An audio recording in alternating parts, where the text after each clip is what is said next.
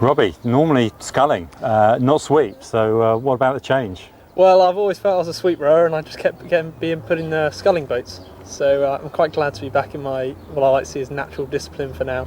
Richard obviously been in the coxless for quite a while. How does this boat feel to the others you've been in? It's brilliant. It's, different group of guys. Well, obviously Paul's the same guy, but Chris I've raced with before in the pair. I trust him, know how he races, and it's good to be with Robbie in the boat. He's a strong, really physical character in the forward, can add quite a lot to it. So it's a new boat, different but really strong. Obviously been world champion before. Do you think this boat has got what it takes to be world champion in a few days' time? Yeah, definitely. If we put it together, our full race that we know we can do, then technically and physically we will win.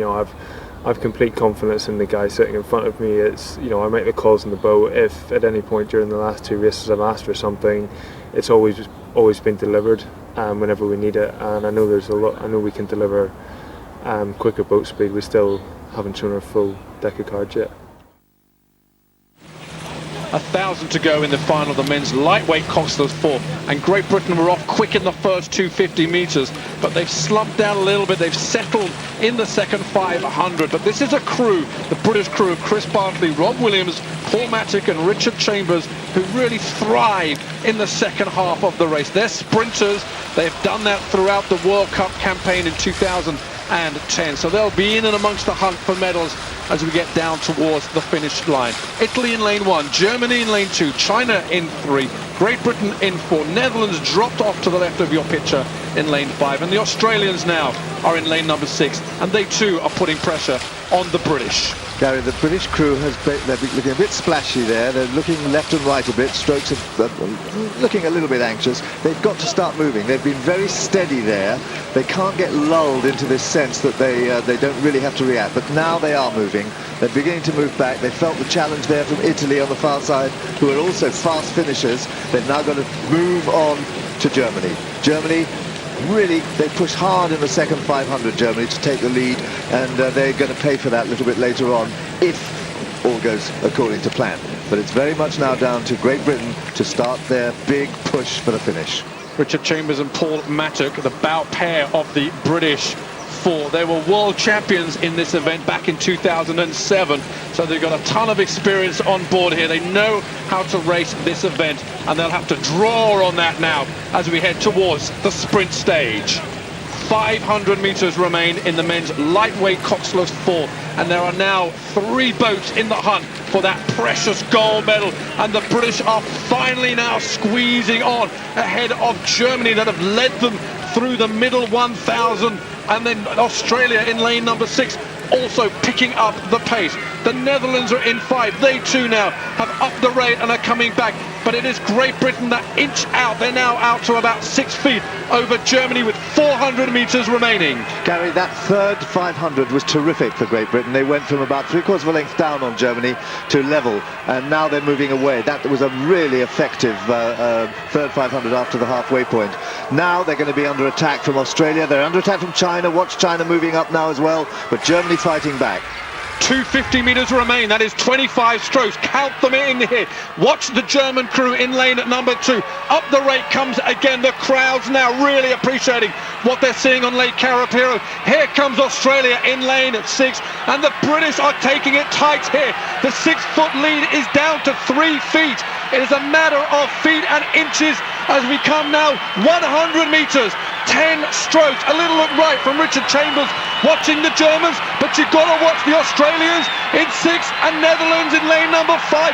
Oh, and the Chinese are absolutely throwing everything now at this final. China, a foot down, and it is full, so close on the line. The Chinese came from nowhere and sprint through there, and people just cannot believe what is happening. We will wait for the confirmation of the gold medal between Great Britain and China. The British believe they have got it here, but we'll just wait for the full confirmation. That was an astonishing finish from the Chinese. Great Britain holding on there. Germany's fight back. It was an astonishing finish, and well, still we didn't really know.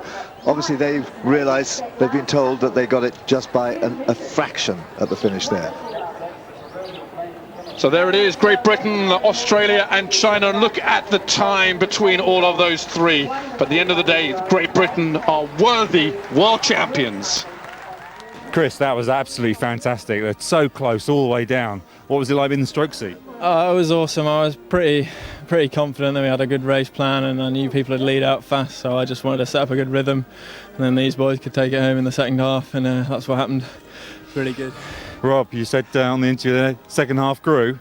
You were the second half grew, but not by very much. Not by enough. I don't mind how much we won by, but we won. I know, it's a fantastic feeling. It was so exciting. Paul, obviously been in the boat for a while, different crew members around, so what was it like this time round? I think, if anything, it's marginally faster, but I think we were also racing in all conditions. Like we showed today, there wasn't our favourite conditions, but we were up to the job, and this crew can go far, can go a lot faster. It certainly looked very, very classy indeed. A little bit concerned during the middle, but Richard, what are your thoughts? We went off the blocks quite well. It's pretty scrappy out there. But I just had complete confidence. The guy sitting next to me just shouting, "Be confident, be brave." Just through the second 500, and then we had our big move in the third 500, and just started to open up a bit of a lead. People started sprinting that back at the end. It was just, in the end, it's so rough, and it was just survival of the fittest. Richard Chambers. Well, ridiculous, really. I mean, lightweight races can be so exciting, and Steve, that was one of the most exciting and thrilling finishes you could ever imagine. It was another cracking race, and I mean, first of all, I think that race really demonstrates very well how strong Mark and Zach are. Because in a lightweight event where everyone's more or less the same weight, you'd expect those blanket finishes where you can more or less draw a straight line across all the boats.